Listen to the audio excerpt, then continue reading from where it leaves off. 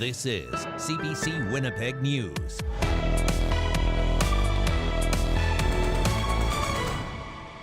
I think we have to try, and that's the reality. What is shitty is that we've lost a window in this summer to actually get something done. That's Crown Indigenous Relations Minister Mark Miller speaking in Halifax today.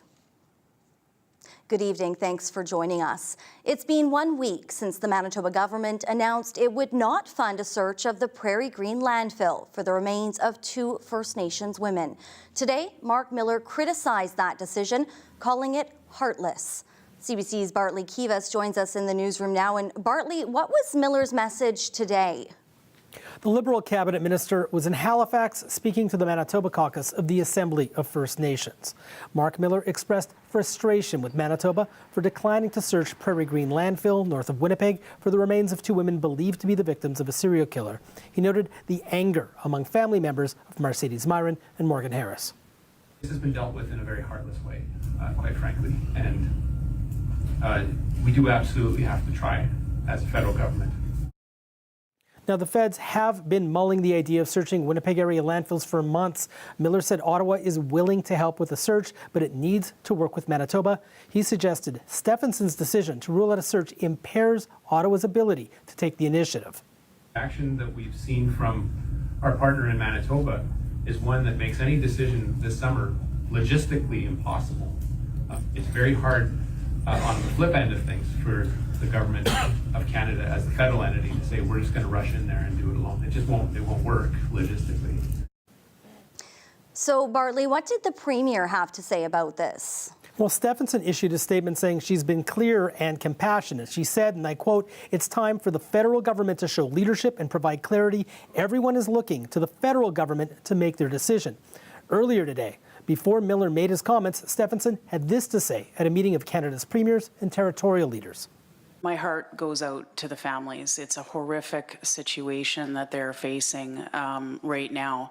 And, I'm also the Premier, and we have to make what are difficult decisions. And these are decisions that need to be made. And I continue to stand by the decision that has been made. So Bartley, what else are we hearing from politicians about the landfill search? Well, I reached out to all 8 Winnipeg area MPs today asking whether they support a landfill search, and I heard back from 4 of them, including Conservative Raquel Dancho, and she says she feels for the families, but the search would be too dangerous and expensive. It's a nightmare situation, a very tough call needed to be made, and I very much respect that the Premier showed leadership and made a tough call. Received a statement from Liberal MP Dan Vandal. He said in that statement, more must be done to reduce violence against Indigenous women. I also heard from a statement from Leah Gazan, the NDP MP for Winnipeg Centre. Her office called for a search, and so did fellow NDP MP Daniel Blakey. It does a disservice to the victims and their families not to make a real effort, but it's also because, we've been having for some time now a really important conversation about systemic racism in policing and how Indigenous people are too quickly dismissed by police services. Minister Mark Miller also spoke to Winnipeg Mayor Scott Gillingham today, and the mayor issued a statement saying the federal government should contact the Harris and Myron families with a response to the feasibility study about the landfill search as soon as possible. Gillingham said, and I quote, "The families are stuck between 2 senior levels of government who do not agree on the next steps forward. The city is in a similar position. The families need a clear indication of the path ahead. The city needs a resolution to the Brady Road protest, and the entire community needs the senior levels of government to reach an agreement on this issue," unquote. Britt. All right, that's our Bartley Kivas in the newsroom tonight. Thank you so much. Well, a hearing on an injunction the City of Winnipeg wants to end the Brady Road landfill blockade has been delayed. The matter went before a judge today who ordered an adjournment. After court, people protesting a provincial decision not to search a different landfill for those remains of the 2 homicide victims continued to hold their ground. As CBC's Josh Crabb reports, it remains to be seen what will happen if an injunction is granted. Barricades remained in place, and about 30 protesters stood their ground shortly after a judge ruled he will hear the city's request Thursday at noon for an injunction to stop this protest. I certainly hope that that judge understands the grave consequences that have happened here. Supporters of a landfill search stood quietly in the back of a small courtroom during the hearing. A lawyer spoke for the city, and Robin Johnston represented family members and protesters. Justice Sheldon Lanchberry gave more time to the group to find a lawyer and ordered the city to give protesters official notification they've filed for an injunction. I wanted to come here. I wanted to ask for an extension because we should have the ability to bring a lawyer. Johnston wouldn't say how the group will respond if an injunction is granted. Court documents filed by the city say it would give police the power to arrest and remove protesters if necessary. It's scary. It's not right. It's not fair. We're peaceful people. We don't hurt people. The protest is in response to Manitoba's decision against a search of Prairie Green landfill for the remains of Morgan Harris and Mercedes Myron. Protesters have blocked the main road into the landfill, but vehicles have been using a temporary entrance, which the city argues isn't a long-term solution. The city claims there are significant environmental and safety risks, including the buildup of toxic gases and liquids if it's unable to access the landfill. There are still dump trucks going to the Brady landfill, and it has not been shut down. The city says it stopped dumping in an area of the landfill where the partial remains of another woman, Rebecca Comtois, were found in June 2022. Police believe Comtois, Myron, Harris, and a fourth woman known as Buffalo Woman were killed by the same man. Joseph Monroe says the decision not to search given by Premier Heather Stephenson is unacceptable. I think she needs to go back to the bargaining table with these family and rediscuss this. They should find out soon if a judge allows them to stay. Josh Crabb, CBC News, Winnipeg. It's been more than a month since a walkway collapsed at the historic Fort Gibraltar site, forcing it to close. It means one Winnipeg catering company has lost half its business. CBC's Cameron McLean explains. Staff with the Fort Gibraltar Dining Company are setting up for a wedding on Wednesday, but it's not at Fort Gibraltar. It's here at the St. Norbert Arts Centre. So there's like gardens with herbs that we can use. Sean Branson is co-owner of the company. They had to scramble after an elevated walkway at Fort Gibraltar collapsed on May 31st. An adult and 17 children were rushed to hospital. That forced the catering company out of the space where they've operated for the last 12 years. Well, it's been a whirlwind. Branson and his staff are starting to settle into their new space and are negotiating a lease with the Arts Centre for next year. But it's taken some adjustments. Not the same equipment as we have at Fort Gibraltar, and when going forward for next year, we're going to be replacing some of this equipment. And then fold this one all the way down? The incident came during the busiest time for Branson's business. 70% of his bookings happened between June and September. And while he's been able to move some events to the new space, the impact to his business has been significant. We've lost about half of our business, so yeah, quite a bit of our business. But yeah, we've also been able to do half of our business. Desiree Penner found out the day before her wedding on June 2nd that the venue would have to move. They had to essentially set up a kitchen in a room because there's not even a full kitchen there. We had to change the menu to adjust to the space. But they worked so hard and it was so amazing. It was so beautiful. Penner thinks Fort Gibraltar Dining Company should be compensated for their lost business. Festival de Voyageurs manages the site. At the time of the collapse, the city directed them to hire an engineer to look at the structure. We reached out to the City of Winnipeg and Festival de Voyageurs to ask when the engineering report might be ready. Both declined to comment. Sean Branson says festival staff told him they needed more time to complete the report. For now, Fort Gibraltar remains closed, and anyone who had events planned here this summer will have to wait or find another venue. Cameron McLean, CBC News, Winnipeg. A 40-year-old woman has been charged in connection to the death of Fallon Johnston. About 6 months before she died, Johnston spoke with CBC about the need for more safe housing for women. Johnston was found dead in a suite of the Salvation Army Center of Hope on Henry Avenue on June 26th. An autopsy found the 28-year-old was the victim of homicide. Police say Johnston was knocked to the ground in an altercation and hit her head. Shelter officials previously told the CBC that while Johnston was found dead at the shelter where she lived, she was assaulted outside. Rebecca Marina Flett has been charged with manslaughter. Canada's premiers ended their meeting in Winnipeg today by talking about infrastructure. And they want to keep on talking, but with the Prime Minister. CBC's Ashley Burke explains. Morning. Premiers wrapped up 3 days of talks in Winnipeg by asking for another meeting. Premiers are calling on the Prime Minister for a dedicated First Ministers meeting on these critical infrastructure priorities. The Prime Minister has said new infrastructure money is coming to address the housing crisis. Premiers say they want that money to flow through them, not municipalities. So we still need the help of the federal government, but we think that it should respect our jurisdictions. The premiers want block infrastructure transfers so they can decide how to spend federal funds. 504,000 people landed in Ontario, fastest growing jurisdiction in all of North America, bar none. And what comes with the housing is infrastructure. We have to focus on infrastructure right across this country, and no matter if it's the roads or the bridges. Business groups met with premiers to deliver a message. Yes, Canada needs more housing, but that's not all. So what we need is a national trade corridor infrastructure plan. We're just not keeping pace. They say Canada's struggling to move goods and people across the country while staying competitive with other nations. 67% of our GDP comes from trade.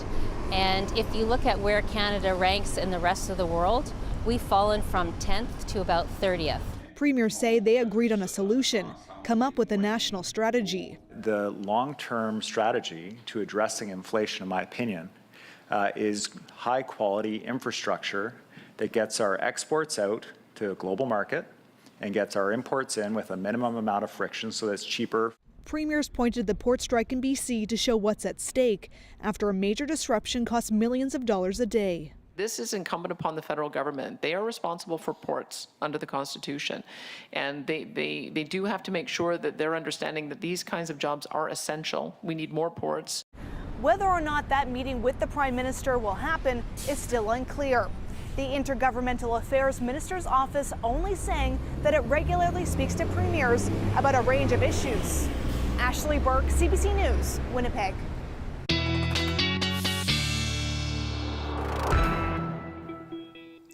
CBC weather specialist Riley Laychuk joins us now. And Riley, I've been saying it feels like summer is just kind of flying by because we had that really hot temperature at the end of May and June, and it almost feels like fall some evenings now. You know, we've started to get into some of the cooler morning lows. Yeah. Definitely not your typical July morning lows or afternoon highs. And, you know, you're not the only one. Our sunsets are actually getting a little bit shorter day by day, and that is what's going to happen over the next few weeks here. As we look at our sunset tracker, this takes us out a few weeks. Tonight, sunsetting at 9:35. Might not see that if we still have some cloud cover around parts of southern Manitoba. I know we did see a little bout of sprinkles here in Winnipeg over the last couple of hours or so. But look what happens when we get 1 week from now. We lose about 10 minutes, and then we lose about 20 minutes off that by the time we get to the first week of August. So yeah, the days are getting shorter, and by the time you know it, fall will be here. So here's that little sprinkle that we saw move through the city over the last few hours or so, just kind of pushing its way out. Other than that, not a lot to see on satellite radar except for some of this cloud cover that we've seen, and expect that to move out as we get into the night tonight. We'll start Thursday under a mainly sunny sky, a little bit of instability through central and northern Manitoba through the early part of the morning. That is more a later afternoon for us here in southern Manitoba. Greatest chance of some showers tomorrow along the international border once again, but I do have a good chance of showers in Winnipeg tomorrow afternoon.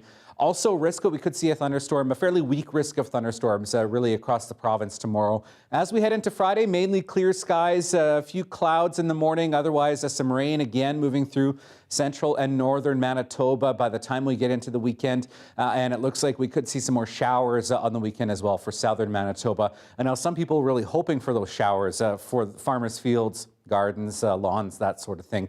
19 degrees in Winnipeg, got up to 22 this afternoon. Winds still fairly light out of the northwest. Pressure is rising at the moment. Across the province, we're seeing temperatures 19 degrees in Brandon, 18 in Melita this hour as well. 17 in Thompson and 14 a bit warmer today in Churchill once we saw that area of low pressure skirt its way out over the Arctic Circle into the day today.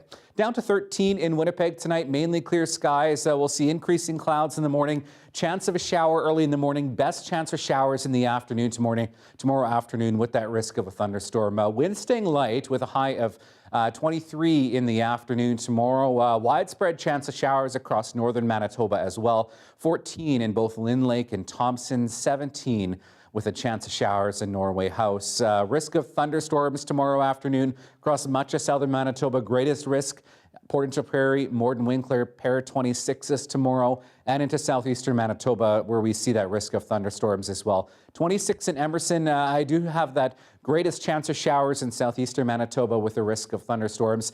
These are more like late afternoon, evening thunderstorms for Kenora. 23 degrees, 25 in Fort Francis.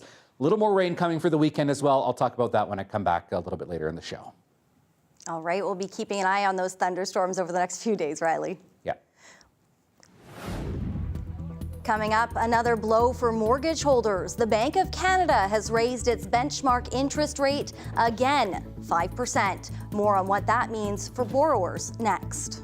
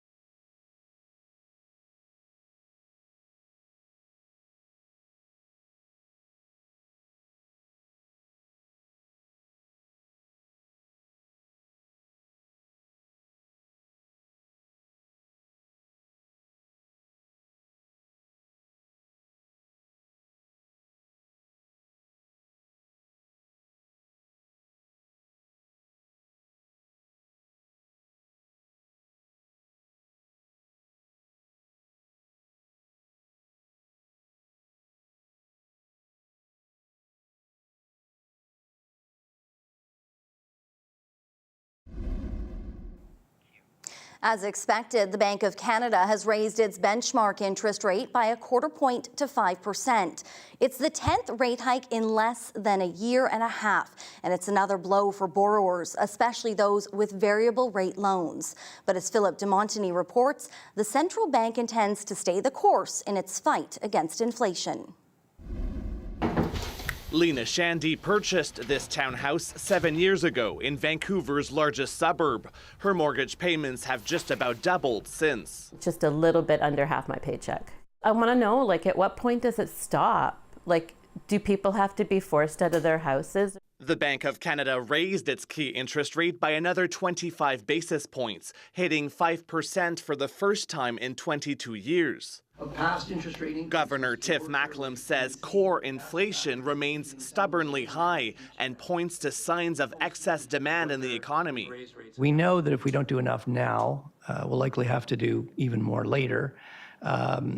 We also know, though, that if we do more than we need now, it's going to be unnecessarily painful.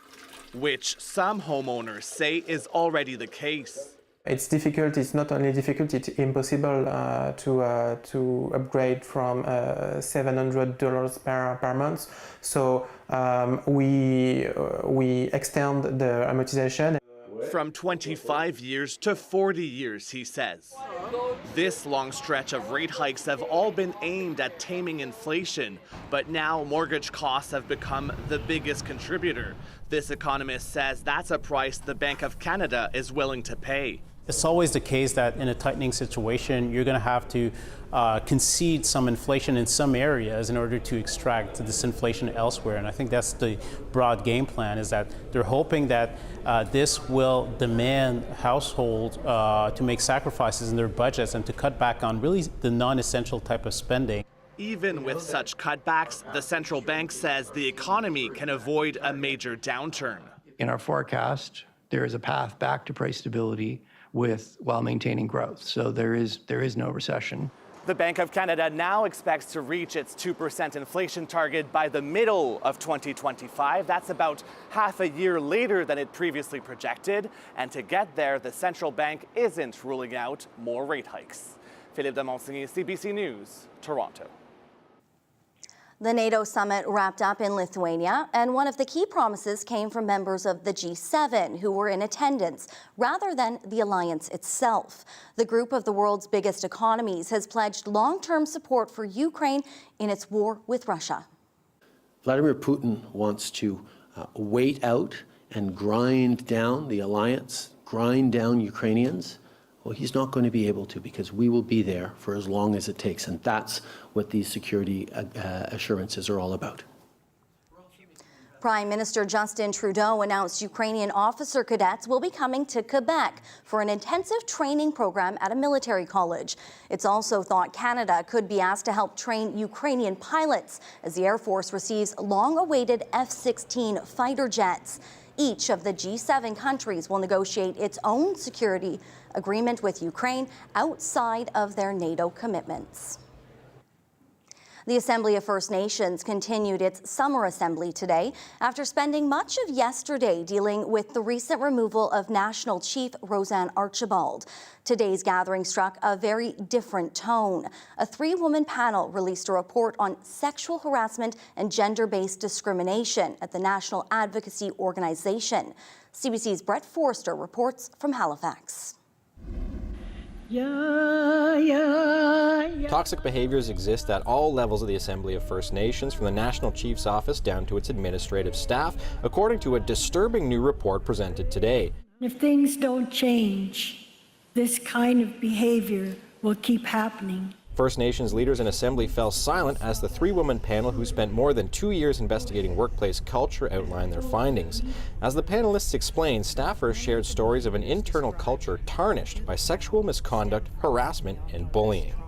Sexualized and suggestive comments, unwanted and unwelcome touching, and bullying at the hands of some elders and knowledge keepers who know they are protected by their own position and by others who are in positions of power, made those impacted feel helpless and unheard. The panel is calling for widespread reform, including banning the use of non-disclosure agreements to muzzle survivors. The emotional and heavy report struck many as an alarming call to action. Let's take responsibility and let's clean house. Let's clean our organization up. Thank you. Recently ousted National Chief Roseanne Archibald pressed for this review back in December 2020 when she was still Ontario Regional Chief. What has happened to me has come from hatred. But she wasn't there to hear from the panelists because she was barred from the meeting yesterday after failing to convince chiefs to revisit her removal. Newly sworn in interim National Chief Joanna Bernard, seeming moved by the weight of the findings, responded instead. We are deeply disturbed by what the panel has found. Our organizations must never condone hate, discrimination, or bullying on the basis of gender or sexual orientation. The Assembly wraps up tomorrow with scheduled addresses from federal politicians. Brett Forster, CBC News, Halifax. We need to take a quick break. Stay with us.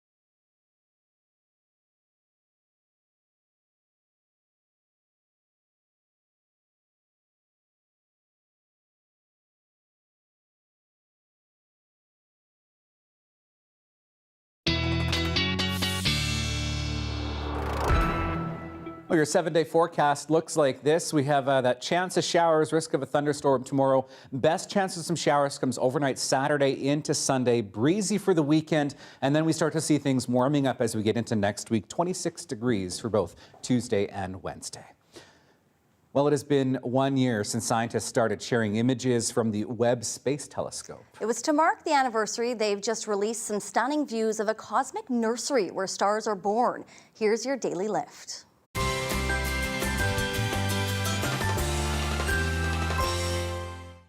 The pictures show dozens of stars being created in a vast cloud complex some 390 million light years away. The region is full of illuminated gases, jets of hydrogen, and dense cocoons of dust holding the beginnings of even more stars. Now, scientists say the images offer a glimpse of what our own system would have looked like billions of years ago.